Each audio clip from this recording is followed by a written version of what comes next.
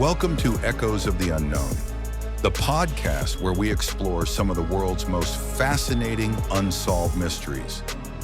I'm Jack Montgomery, and today we're traveling to a quiet corner of southern Illinois in 1987, where the Dardeen family was building a life filled with ordinary hopes and everyday routines until, without warning, those dreams came to a horrifying end.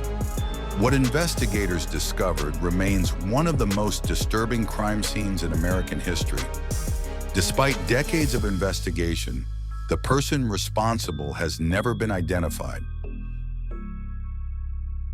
When people discuss America's greatest unsolved murders, the conversation usually turns to famous names like the Black Dahlia, the Zodiac Killer, or JonBenet Ramsey. Yet tucked away in the history of rural Illinois is a case that is every bit as chilling, though far less widely known. It's a mystery that shocked even veteran homicide investigators, not only because of the extraordinary violence involved, but because the victims appeared to have no enemies, no dangerous lifestyle, and no obvious reason to become the targets of such unimaginable brutality. Nearly 40 years later, investigators are still asking the same haunting question: why this family? To understand why the murders remain so unsettling, we first have to understand who the Dardeens were before tragedy entered their lives. Southern Illinois in the late 1980s was a place where life moved at a slower pace than it did in Chicago or St. Louis. Small farming communities dotted the landscape, connected by winding two-lane highways that passed through fields of corn and soybeans. In towns like Ina, neighbors knew one another by name, children still played outside until sunset, and violent crime was uncommon enough that many residents never imagined a homicide could occur in their community. It was exactly the kind of place where a young couple might choose to put down roots and begin raising a family. Keith Dardeen and his wife Elaine were doing exactly that. Keith, 29 years old, worked as a treatment operator for a local water company. Friends described him as dependable, hard-working, and soft-spoken. A man who preferred quiet evenings with his family over excitement or attention. Elaine, 30 years old, balanced a part-time job as a legal secretary with the responsibilities of raising their energetic 3-year-old son, Peter. She was warm, outgoing, and looking forward to welcoming another child into the family. Those who knew the couple remembered them as devoted parents who genuinely enjoyed spending time together and looked ahead to the future with cautious optimism. Their home reflected the stage of life they were in. The family lived in a modest mobile home just outside town, a temporary stepping stone rather than a final destination. Like so many young couples, they dreamed of buying a larger house someday, one with enough room for their growing family. Money was tight, but there was every reason to believe better days lay ahead. Elaine was pregnant with their second child, and if the baby proved to be a girl, the couple had already chosen the name Casey. Their conversations centered on the same subjects that occupy countless expectant parents: finding more space, improving their finances, and preparing for the arrival of a new baby. Those dreams led Keith and Elaine to begin discussing a move. They quietly listed their mobile home for sale and explored the possibility of relocating to another community where Keith might find better employment opportunities. Nothing about those plans appeared unusual. They weren't fleeing financial ruin, trying to escape personal problems, or running from anyone they feared. On the surface, they were simply taking the next step in building a better life for their children. That ordinary picture is what makes everything that followed so profoundly difficult to comprehend. As the second week of November 1987 drew to a close, there was no indication that anything was wrong. Keith continued going to work. Elaine cared for Peter while preparing for the birth of their second child. Friends and relatives later recalled no desperate phone calls, no reports of serious arguments, no threats, and no signs that anyone wished the family harm. If danger was approaching, it arrived without leaving any visible warning. Then came Friday, November 13th. When Keith failed to report for work that morning, his absence immediately struck coworkers as unusual. He had built a reputation for being reliable, and failing to call or simply not showing up wasn't at all like him. At first, those who knew him assumed something minor had happened. Perhaps his car had broken down. Maybe someone in the family had become ill. But as the morning wore on and repeated attempts to contact the Dardeen home went unanswered, concerns steadily grew. Eventually, someone decided to check on the family in person. When police officers arrived at the mobile home shortly before noon, the scene outside gave them little reason to suspect what awaited inside. There were no broken windows, no damaged doors, and no obvious signs of a struggle. The trailer sat quietly along the rural road, looking much as it always had. Yet the silence felt unsettling. After receiving no response to their repeated knocks, the officers entered the residence. What they encountered inside would forever change the history of Jefferson County. Elaine and 2-year-old Peter were found dead inside the trailer. The violence inflicted upon them was so shocking that veteran investigators later admitted they had never seen anything comparable. The crime scene bore witness to extraordinary brutality, leaving detectives struggling to understand not only what had happened, but why anyone could have committed such a horrific act against a young mother and her small child. Elaine had been bound and gagged with duct tape before being beaten to death with a baseball bat, believed to have belonged to her young son, who was killed in the same manner. The attack was so savage that it sent Elaine into premature labor. The baby girl was born alive during the assault, but was also beaten to death moments later, apparently with the same baseball bat. The killer then placed the newborn on the bed alongside Elaine and Peter and covered all 3 bodies with a quilt. As investigators slowly began processing the dreadful crime scene, another disturbing realization quickly emerged. Keith Dardeen wasn't there. His vehicle was gone. So was Keith himself. For a brief time, investigators considered what often becomes the first working theory in cases involving the deaths of family members, that Keith had murdered his wife and son before fleeing. Tragically, history has shown that such cases do occur, but almost as quickly as that possibility arose, evidence at the scene began pointing investigators in a very different direction. Rather than suggesting Keith had escaped after committing the murders, it increasingly appeared that he had disappeared against his will. The investigation had suddenly become far more complicated. Police now faced 2 urgent questions. Had Keith killed his own family before vanishing, or had he become another victim? If he was still alive, every passing hour reduced the chances of finding him. Patrol officers spread across the highways of southern Illinois searching for his vehicle, while neighboring agencies were alerted to be on the lookout. Detectives hoped that somewhere beyond the quiet fields surrounding Ina, they might find Keith alive and able to explain the nightmare that had unfolded inside his home. Instead, they were about to uncover a second crime scene, one that would transform an already horrific family tragedy into one of the most baffling and disturbing unsolved murder cases in American history. The search for Keith Dardeen did not continue for long, but when it ended, it did not bring the answers investigators had hoped for. Instead, it deepened the horror surrounding the case and made clear that whatever had happened to the Dardeen family was not a simple domestic murder followed by flight.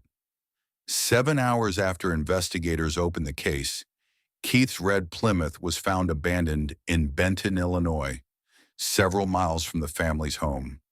There was blood inside the car, and that discovery shifted the investigation into a far darker direction. Keith was no longer merely a missing husband whose absence raised suspicion. He was almost certainly another victim. Later, Keith's body was discovered by a group of hunters in a wheat field not far from the family's trailer. He had been shot 3 times, and he also suffered genital mutilation with a knife. Investigators would later determine that he had likely been killed inside his own car before the vehicle was abandoned. The discovery of his body shattered the first theory that had briefly hovered over the case. Keith had not murdered his family and disappeared. He had been taken from his home, forced or lured away, and killed separately.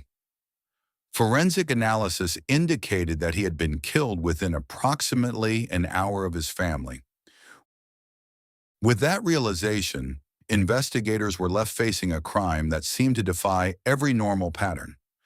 Elaine, Peter, and little Casey had been killed inside the trailer. Keith had been killed elsewhere.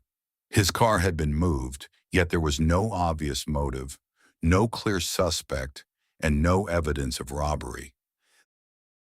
The deeper investigators looked, the more confusing the case became. There were no signs of forced entry at the Dardeen home, suggesting either that the killer had been allowed inside or had somehow gained control of the family without breaking in. Valuable items were left behind, including things a burglar might normally have taken. Cash and other possessions did not appear to be the purpose of the attack. Elaine had not been sexually assaulted, and investigators found no evidence that the murders were connected to an affair, a jealous rival, or some secret double life. Friends, relatives, and co-workers described Keith and Elaine as decent, ordinary people who kept to themselves, loved their young son and the baby Elaine was carrying, and had no known enemies. Police followed every lead they could find. They interviewed friends, relatives, co-workers, neighbors, and anyone who might have crossed paths with the family in the days before the murders. They examined the possibility of a workplace dispute involving Keith, but that avenue led nowhere. They looked at whether the family might have encountered someone through the planned sale of their mobile home. That possibility was especially troubling because a for sale sign could have provided a stranger with an excuse to approach the home. Someone could have knocked on the door under the pretense of interest in the property, then gained entry before Keith or Elaine realized they were in danger. One of the most frustrating aspects of the case is that investigators could never determine whether the Dardeens were specifically targeted or chosen at random. If the family was targeted, then why? If the killer knew them, what had they done to provoke such rage? On the other hand, if the attack was random, the implications were even more terrifying. After all, it would mean that on a quiet rural road in southern Illinois, a young family had simply been selected by someone capable of almost unimaginable violence. The police investigation was enormous. At the height of the investigation, 30 detectives worked the case full-time. They were drawn from local law enforcement agencies and the Illinois State Police. They interviewed more than 100 people and chased down over 1,000 leads. Yet despite all that effort, not a single lead identified the killer. As the years passed, investigators looked at dozens of persons of interest, but only a handful of them ever rose to the level of serious suspects. Most were eliminated because their alibis checked out. There was no forensic evidence linking them to the crime, or investigators concluded they did not fit the facts of the case. Then, 27 years after the mass murder, a possible name entered the investigation: Tommy Lynn Sells. Sells was a drifter and serial killer who confessed to numerous murders across the United States. He was convicted in Texas and later executed in 2014. While on death row, he claimed responsibility for the Dardeen family murders. On the surface, that confession seemed promising. Sells was known to have traveled widely, often by hopping trains or hitching rides, and he had a history of extreme violence against victims, who seemed to be chosen with little warning. His lifestyle could plausibly have placed him in southern Illinois in 1987, and his brutality made him the kind of offender investigators could not easily dismiss. But that confession was never enough to close the case. Part of the problem was that Sells was not always reliable. Like some serial offenders, he had a documented history of making false confessions to notorious crimes. Investigators in other cases found that some of his statements did not match the evidence. In the Dardeen case, he reportedly provided certain details that interested authorities, but he also gave shifting versions of what happened. In one account, Sells claimed he met Keith and was invited to the home. In another, he suggested the trailer's for sale sign gave him an opportunity to approach the family. Those changing explanations made it difficult to know whether he was revealing memory, repeating public information, or shaping a story around facts he had learned elsewhere. Both law enforcement and members of the Dardeen family expressed doubts about his account of the killings. For some investigators, Sells remains the strongest suspect. For others, the doubts are too significant to ignore. He was never charged in the Dardeen murders, and with his execution, any chance of a full trial disappeared. That leaves the case suspended in a painful uncertainty. Sells may have been the killer. He may have known something about the crime, or he may have simply inserted himself into one of America's most horrifying unsolved cases because it gave him attention and power from behind prison walls. That uncertainty is one of the reasons the Dardeen murders continue to haunt investigators and family members. A confession should bring clarity, but in this case, it simply brought more questions. Over the years, members of the Dardeen family have continued pushing for answers. Keith's mother, Joanne, was especially determined to keep the case alive. For families of victims, the passage of time can be its own form of cruelty. Evidence grows older, witnesses die, memories fade, investigators retire. But grief does not retire, and neither does the need to know why 4 innocent lives were taken. Modern forensic technology may still offer hope of solving this case, since DNA testing has transformed many cold cases that were once thought impossible to solve. Over the years, investigators have repeatedly re-examined the forensic evidence as DNA technology advanced.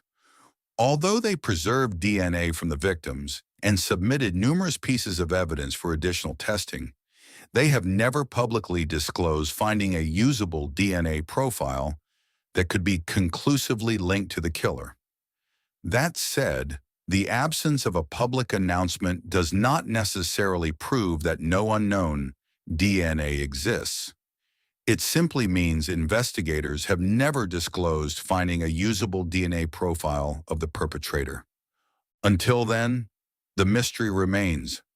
Who entered the Dardeen home that November day? Was it someone Keith and Elaine knew? Someone who had quietly developed a grievance against them? Or a stranger who came to their door under false pretenses? Why was Keith taken away and killed separately? Why was the attack inside the trailer so ferocious? And why, after nearly 4 decades, has no one ever been brought to justice? The Dardeen family murders are sometimes described as a case without a motive, but perhaps that's not entirely true. There was a motive. There's always a motive, even if it exists only in the mind of the killer. The problem is that whatever drove this crime has never been uncovered. Without that missing piece, investigators have been left with a scene of extraordinary violence, but no clear path leading away from it. For the people who loved Keith, Elaine, Peter, and newborn Casey, The case is not merely a mystery or a true crime story, it's the loss of an entire family. Keith was a son, a friend, and a father. Elaine was a wife, a mother, and a woman preparing to bring another child into the world. Peter was a little boy whose life had barely begun. Casey never had the chance to take her first breath in peace. The violence that ended their lives should not be allowed to define them completely, because before they became victims, they were people with hopes, dreams, laughter, plans, and a future that should have stretched far beyond November 1987. The Dardeen family murders remain one of the most disturbing unsolved cases in American history, not only because of what happened, but because of what has never been explained. What remains are fragments: a quiet family, a rural home, an abandoned car, a body in a field, a questionable confession, and a case file thick with leads that have not yet produced an arrest. Somewhere within those fragments may be the answer. Perhaps it lies in an overlooked interview, an old piece of evidence, a forgotten sighting, a detail that once seemed meaningless, or a memory someone has carried for decades. It's possible the truth is still waiting to be uncovered, but then again, it may have died with the person who committed this horrific crime. Thank you for listening to today's episode of Echoes of the Unknown. If you found this story compelling, please don't forget to subscribe, leave a review, and share with fellow mystery lovers. Until next time, stay safe, stay curious, and remember, even on the quietest roads, the darkest mysteries can remain hidden in plain sight.